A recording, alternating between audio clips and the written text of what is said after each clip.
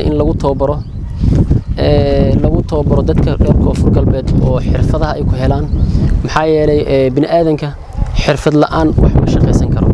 shaqana xirfad la'aan ma socon karto marka saddexdan qol oo aan ugu talgalnay inay xirfadaha ku baxaan maanta ayaan xariga ka jirinaa muddo ayaan soo wadnay dhismooyinkooda waxaana naga taageeray hay'adda UNIDO aadan ugu mahadcelinaynaa taageerada noogu taageerto waxaan leenahay sheeg waa mahadsantihiin sidoo kale waxaan rabaa inaan meeshan kaga dhawaajiyo dadka reer koonfur galbeed inay ka faa'iideystaan howlaha ee wasaaradda ay wado oo ay sheeg xirfad bixinta dadka aan shaqada haysanin ama dadka aan xirfadaha haysanin si shaqo badan loo abuuro maxaa yeelay bini aadanka wuxuu u baahan yahay xirfad inuu helo gaar ahaan Soomaaliya waa in qofka bini aadanka xirfad uu yeeshaa annaga ka wasaarad ahaan shaqada iyo shaqaalaha waxaan dardargelin badan aan ku wadnaa inaan helno barnaamijyo shaqo abuur ah iyo xirfado bixin kani saddexdan qol inta lagu dhisay waxay qayb ka yihiin xirfadaha waxay kaalin muhiim ah ka qaadan doonaan meelaha goobaha lagu baran doono xirfadaha tusaale ahaan koonfur galbeed gaar ahaan Baydhabo sheeg waxaan dadka aan leeyahay ka faa'iideysta si shaqo loo helo annaga Soomaali ahaan kaabayaasha annaga shaqaalo oo shaqo abuurka ah way liitaan sida la ajigeeda dadaalka annaga ee wasaarad ahaan waxaan dhiirigelinaynaa oo dadaal badan ku wadnaa inaan helno barnaamijyo fara badan si loo helo dhalinyarta iyo dadka inay shaqo helaan xirfadan waa muhiim qof waliba waxaan kula talinayaa xirfad inuu qaato goobahan saddexdan goobo muhiim waxay yihiin ay naga caawinayaan inaan sheeg aan ku helno xirfadleyda aan rabno inaan xirfad siino inaan keeno wasaarad gacan ay ku hayso xirfada lagu bixiyo intaas kadib waxaan u mahadcelinayaa sheeg gudoomiyaha oo nagala soo qayb galay iyo wasiirka petroolka iyo sheeg Gareedo iyo hay'adaha sheeg warbaahinta iyo dadka kaleba oo meesha oo maanta u taaganahay inaan xarig ka jarno saddexdan qol oo muhiim nagu ah ka wasaarad ahaan maxaa yeelay baahi badan oo u qabnay ahayd muddana soo wadnay maanta waa gabagabadii kadibna waxaan bilaabaynaa dhalinyar inaan ku soo xareyno inaan shaqo ugu abuurno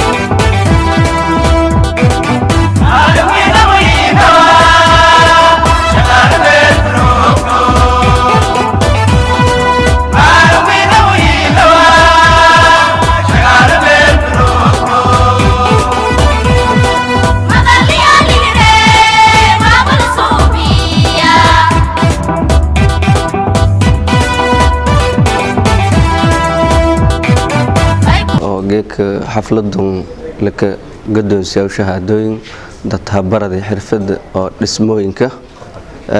markaan mayba sharaf ah intuu dad oo dhalinyaro ah la habari qaabkii dhismada iyo meel raay barada lahaayeen oo meeliyo markii dhismada la habari ku dib hadana practical ahaan meeliyo dhiseen geekon aragnay wasiirka iyo hadagha ku gooyeen hadana meelas isan dhistaan dad badan kale hadana ku faa'iido doono laka sii tababar doon taas ida sharafangata may mahadaas isku leeyahay ilaahay ku soo hay'adan Gareedo oo yaan barnaamijkaas galanweyn ku jeersatay iyo UNIDO oo yaan meel raay fank iyo biyaasi ida meel raay ka mahadnagaana ونون دولة أهم ما يرجعنا هدي إلهي رنتي حرب مقاسيو سدلين كتلا قلة ومدة كفايدة ستو سدسن أكتين ما يبوا دلكم ما يباهني دي بوليس بدن السين والسين باهني رنتي مركز سهل لبستين ما يهم ما يلين ملاي دات بوندوين يوم معناها ميلا ودوين بدن دسهل لكن إن شاء الله رجعنا هدي إلهي رو دات كده أنتي نظام كان أنتو بردان وقاف كان يأشق يعني لا رو تاسمي meelweyn ku buuyay dadka inta yoodon shaqo helaan lan walba beel shahal macnaha la shaqeey eedeeda ma hasantiin meelun mayba geeka xaflad oo qalan jibin ah dadkii la tababaray shahaadooyin la gadoonsiin doono mayni la roogay wasiirka shaqada iyo shaqaalaha may kala niil roogay wasiirka macdanta iyo petroolka iyo lan ku socdo Gareedo iyo UNIDO oo barnaamijku taabageliyan dooga ma ka dheeradaw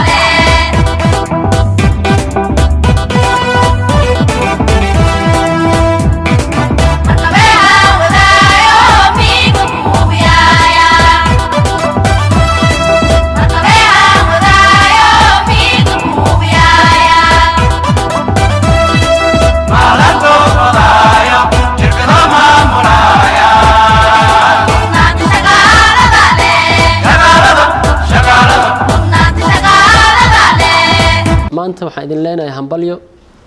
aadan ugu faraxsanahay ka wasaarad ahaan shaqada iyo shaqaalaha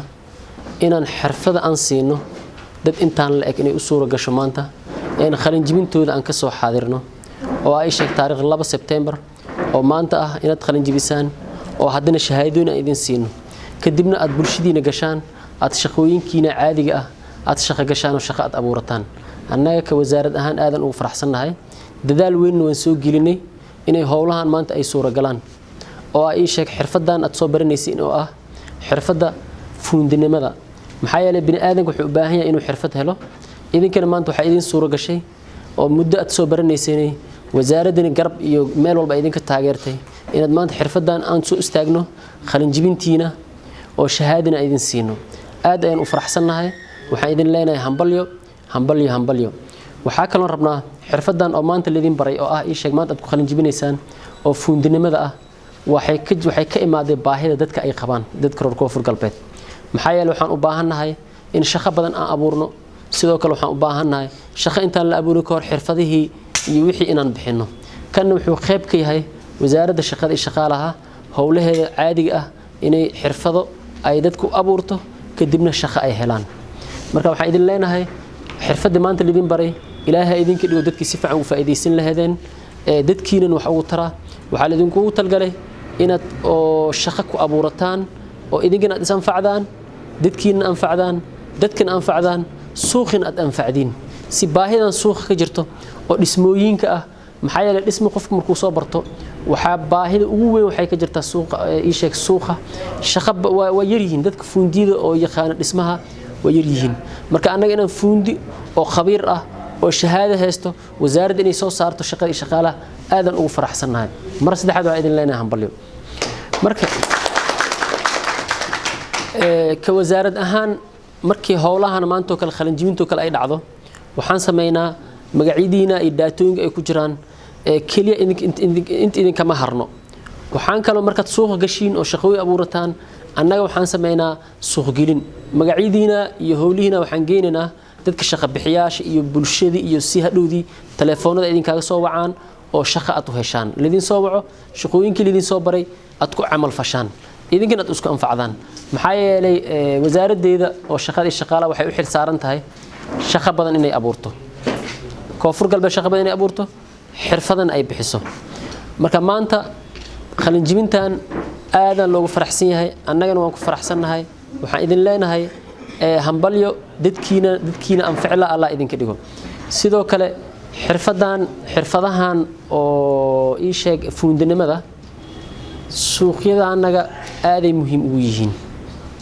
marka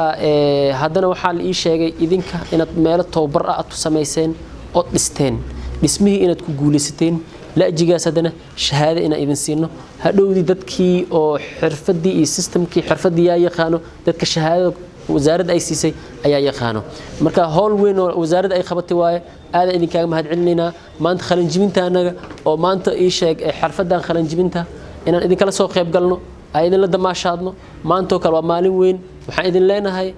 guul ha idin wacanaato maalin fiican ha idin ahaato mustaqbal fiican waa idin rajaynaynaa sidoo kale barnaamijka inta ma ku ekaan doono waxaan samayn doonaa